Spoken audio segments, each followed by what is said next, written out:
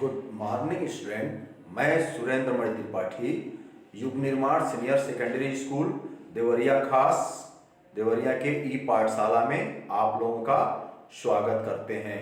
आइए आज हम कक्षा 7 विषय हिंदी पाठ 10 को हम लोग पढ़ेंगे, लिखेंगे, समझेंगे।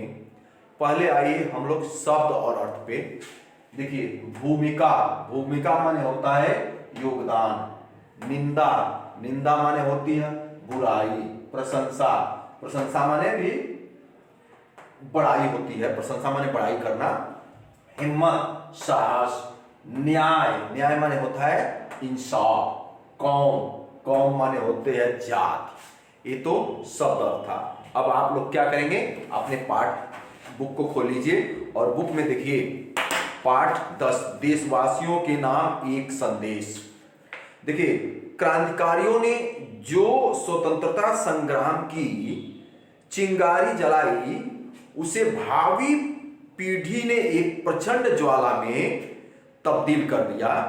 यानी कहने का तात्पर्य यह है कि हमारे क्रांतिकारी वीरों ने स्वतंत्रता के लिए जो आग फैलाई थी, हमारी जो भावी पीढ़ी है उसको और आगे बढ़ाया।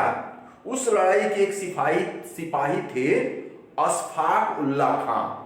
उनका एक पत्र देशवासियों के नाम इस प्रकार उद्धृत किया गया है।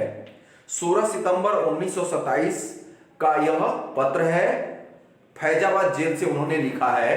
क्या लिखा है? मेरे प्यारे देशवासियों, भारत माता को आजाद कराने के लिए रंगमंच पर हम अपनी भूमिका अदा कर रहे हैं। रंगमंच किसे कहा गया है भाई? रंगमंच पे सभी कलाकार आते हैं, अपनी कला को प्रदर्शित करते हैं, इसीलिए इसको भी रंगमंच कहा गया है कि सारे लोग आवे और अपना योगदान दें। गलत किया या सही, हमने जो भी किया स्वतंत्रता पाने के भावना से प्रेरित होकर किया। हमारे अपने निंदा करें या प्रशंसा, लेकिन हमारे दुश्मनों तक को हमारी हिम्मत और वीरता की प्रशंसा करनी पड़ती है। कुछ लोग कहते हैं कि हमने गुलामी को न सहा और देश में आतंकवाद फैलाना चाहा, पर यह सब गलत है। हमारे कितने ही साथी आज भी आजाद हैं, फिर भी हमारे किसी साथी ने कभी किसी को नुकसान पहुंचाने पर गोली नहीं चलाई। हमारे साथी बहुत से अभी आजाद हैं, लेकिन उनको नुकसान भी पहुंचाया जाता है, पर उसने किसी के ऊपर गोली नहीं चलाई। यह हमारा उद्देश्य नहीं था।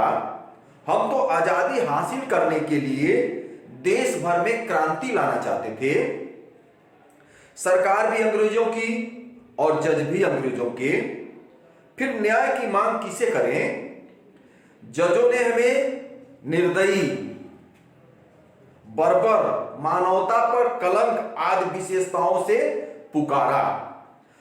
हमारे शासकों की कौम के जनरल डायर ने निहत्थों पर गोलियां चलवाई। बच्चों, बूढ़ों, स्त्री, पुरुषों सब पर दनादन गोलियां दागी गई। इस इंसाफ के इस ठेकेदारों ने अपने भाई बंधुओं को किन विशेषताओं से संबोधित किया था? फिर हमारे साथ ही यह सलूक क्यों? हिंदुस्तानी भाइयों, आप चाहे किसी भी धर्म या संप्रदाय के मानने वाले हो, देश के काम के साथ रहो, आपस में व्यर्थ न लड़ो। रास्ते चाहे अलग हो, लेकिन उद्देश्य तो सबका एक है। सभी कार्य एक ही उद्देश्य की पूर्ति के साधन हैं। यानी जो भी कार्य है सभी एक ही उद्देश्य की पूर्ति के लिए है कि हमें अपने देश को आजाद कराना है। एक होकर देश के नौकरशाही का मुकाबला करो, अपने देश को आजाद कराओ। देश के 7 करोड़ मुसलमानों में मैं पहला मुसलमान हूं जो देश की आजादी के लिए फांसी पर चढ़ रहा हूं। यह सोचकर मुझे गर्व है। सभी को मेरा सलाम हिंदुस्तान आजाद हो, सब खुश रहें, आपका भाई अशफाक। अशफाक उल्लाह खान ने यह पत्र जेल से लिखा था। अब आइए, अब हम लोग प्रश्न उत्तर देखेंगे। अशफाक ने रंगमंच किसे कहा है? अशफाक ने सभी स्वतंत्रता के लिए लड़ने वाले सेनानियों को रंगमंच कहा है। अशफाक को क्या गर्व है? देश के 7 करोड़ मुसलमानों में मैं पहला मुसलमान हूं जो देश की आजादी के लिए फांसी पर चढ़ रहा हूं, यह सोचकर मुझे गर्व है। यानी किसको? अशफाक को। अशफाक ने देशवासियों से क्या प्रार्थना की है? अशफाक ने देशवासियों से यह प्रार्थना की है कि आप किसी भी धर्म या संप्रदाय के हो, सभी लोग मिलकर देश को आजाद कराएं। एक प्रश्न उत्तर है और शब्द अर्थ है, इसे आप लोग अपनी कॉपी पर लिख लीजिए और उसके बाद फिर आप आ जाइए एक्सरसाइज में। एक्सरसाइज में सही विकल्प चुनना है। यह पत्र किस जेल से लिखा गया है? इसमें आपका 4 ऑप्शन दिया हुआ है, Naini jail, Tihar jail, Faizabad jail, Alipur jail. इसमें आपका हो जाएगा फैजाबाद जेल। निहत्थे पर किसने गोलियां चलाई? इसमें भी आपको टिक लगाना है। जनरल बैटिंग ने, जनरल डायर्स ने, किंग्सफोर्ड ने, विक्टोरिया ने। इसमें आप जनरल डायर पे लगाएंगे। फिर लेखक ने किसे आजाद कराने की प्रार्थना की है? देश को, विदेश को, घर को, लेखक को।